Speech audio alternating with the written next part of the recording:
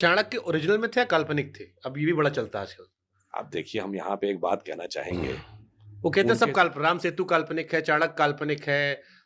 मतलब ये भी आजकल नई पीढ़ी के बच्चे बड़ा सवाल करते हैं। जिनके लिए पूरा देश ही काल्पनिक था, अब उनके लिए क्या बताया जा सकता है?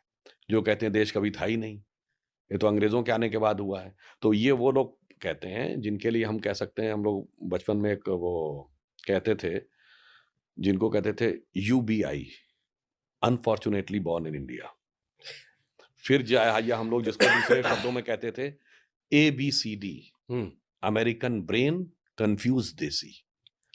तो मेरे विचार से इंडियन ब्रेन से समझिए। और मैं लास्ट में चाणक्य ओरिजिनल में थे या काल्पनिक थे? अब ये भी बड़ा चलता है आजकल। आप देखिए, हम यहाँ पे एक बात कहना चाहेंगे, वो कहते हैं सब उनके राम सेतु काल्पनिक है, चाणक्य काल्पनिक है। मतलब ये भी आजकल नई पीढ़ी के बच्चे बड़ा सवाल करते हैं। जिनके लिए पूरा देश ही काल्पनिक था, अब उनके लिए क्या बताया जा सकता है? जो कहते हैं देश कभी था ही नहीं, ये तो अंग्रेज़ों के आने के बाद हुआ है। तो ये वो लोग कहते हैं जिनके लिए हम कह सकते हैं, हम लोग बचपन में एक वो कहते थे, जिनको कहते थे UBI, unfortunately born in India. फिर या हम लोग जिसको दूसरे शब्दों में कहते थे एबीसीडी, हुँ। अमेरिकन ब्रेन, कन्फ्यूज़्ड देसी। तो मेरे विचार से इंडियन ब्रेन से समझिए। और मैं लास्ट